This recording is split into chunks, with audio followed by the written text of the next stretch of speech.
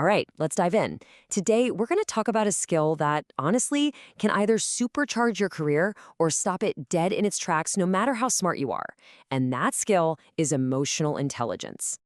And it all comes down to this simple but kind of scary equation. High IQ plus low EQ equals career problems. You see this formula play out all the time, right? Super talented people just getting stuck. So today, we're going to unpack exactly what this means, why it's such a big deal, and yeah, how you can actually solve it. I mean, seriously, have you ever wondered this? You know that person, they're brilliant, an absolute genius at what they do, but their career is just stalled. It's like they've hit this invisible wall. It's frustrating to watch, and it's definitely frustrating for them. Well, that is the exact problem we're diving into. So let's call this what it is, the career killer equation, because that's what it can be. It points to this unseen barrier to your success. See, here's the thing. It's really not about what you know, your smarts, your technical skills, that gets you the job. But it's how you interact with people that gets you the promotion. The problem isn't a lack of brain power. It's a lack of skills in connecting, collaborating, and just, dealing with other human beings effectively. So, what are the symptoms? What does this actually look like in the real world? Well, it could be that constant friction on your team. That feeling that everyone's always on edge. Or maybe it's hearing the same negative feedback, review after review. It's watching other people climb the ladder while you're just stuck in the same spot. And a big one, just feeling totally overwhelmed by stress all the time. Okay, but here is the really good news. This is not some fixed personality trait you're stuck with. The solution is a totally learnable skill, emotional intelligence, or EQ for short. And get this, some studies show it's responsible for a huge chunk, like almost 60% of performance across all kinds of jobs. And just like learning to code or play an instrument, you can learn it, you can practice it, and you can get really, really good at it. This is the key that unlocks that barrier. All right, so where do we start? Well, we start by deconstructing our own emotions. This is the first pillar of EQ. Look, before you can even think about understanding other people, you have to get a handle on the most complicated piece of machinery you'll ever deal with, and that's you. So what is emotional intelligence really? At its core, it's the ability to understand and manage your own emotions, and then to recognize and influence the emotions of the people around you. And I think what's so powerful about that is that it's a two-part deal. It starts inside you first. You have to get your own house in order before you can start working on anything else. And that internal part, it really just boils down to two basic skills. First, understanding your emotions, just being able to name what you're feeling. And second, managing those emotions, so that you're in charge of them and not the other way around. And that first step is everything. I mean, think about it. You can't manage an emotion if you don't even know it's there. So when you feel that flash of anger when a coworker disagrees with you, or that pit in your stomach before a big presentation, the first, most powerful thing you can do is just hit pause and say to yourself, okay, I'm feeling anxious right now. Just that simple act of naming it, that changes everything. Okay, so once you start getting a handle on your own internal world, you can move on to the second pillar, mastering workplace interactions. This is where you take those skills and apply them to other people. And honestly, this is where EQ goes from being a useful skill to being an absolute superpower.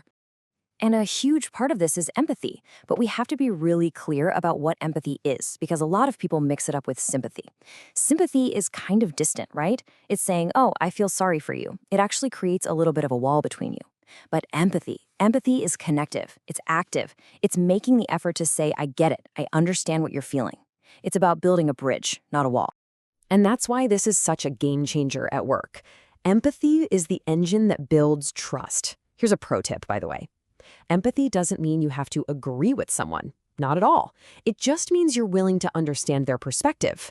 And when you do that, people feel heard. And when people feel heard, they're way more willing to collaborate with you. It's literally the fuel that makes great teams run. Let's take a classic example, giving and getting feedback. We all know how awkward that can be. With high EQ, you can give someone tough criticism in a way that actually helps them, instead of just crushing them. And maybe even more important, you can get tough feedback without immediately throwing up your defenses. You can actually hear it, learn from it, and use it to get better. All right, enough theory. That brings us to our final and maybe most important section, your EQ action plan. Let's turn all of this talk into something you can actually do, like today. My goal here is for you to walk away with more than just a bunch of ideas. I want you to have a simple, practical tool that you can use the minute this is over to start building up that self-awareness muscle. Okay, so here it is. It's called emotion trigger mapping. Sounds fancy, but it is dead simple. Whenever you feel a strong emotion, good or bad, you just ask yourself 2 questions. 1, what was the trigger? Like what literally just happened? And 2, what's the emotion? What's the name for what I'm feeling right now? That's the whole exercise. So here's what that looks like in practice. Let's say you get an email with some unexpected criticism. The trigger, the email. The emotion, maybe you feel defensive or anxious. Or another one, your boss moves up a big deadline. Trigger, the new deadline. Emotion, stressed, overwhelmed. See, just by doing that, by mapping it out, you create this little bit of space between the thing that happened and how you react. And that space, that's where the magic happens. Okay, you've got the tool, ready to put it to the test? Let's run through a quick real-world scenario and see how this actually works when things get messy. Oh, right, here's the case study. A team member misses a huge deadline. The whole project is now at risk. Your gut reaction, that initial unfiltered feeling, probably major frustration, right? Maybe even a little panic?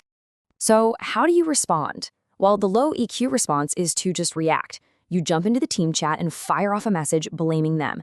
What happens? They get defensive, the whole team feels awful, and now you have a people problem on top of a project problem. The high EQ response, though, it starts with a pause. It starts with empathy. You send a private message. Hey, is everything okay? How can I help? You shift the whole conversation from blame to a solution. And right there, in that one moment, your response completely changes the game. You decide whether this whole thing spirals into a conflict or turns into a moment of collaboration. You actually have the power to make the team stronger by solving the problem together.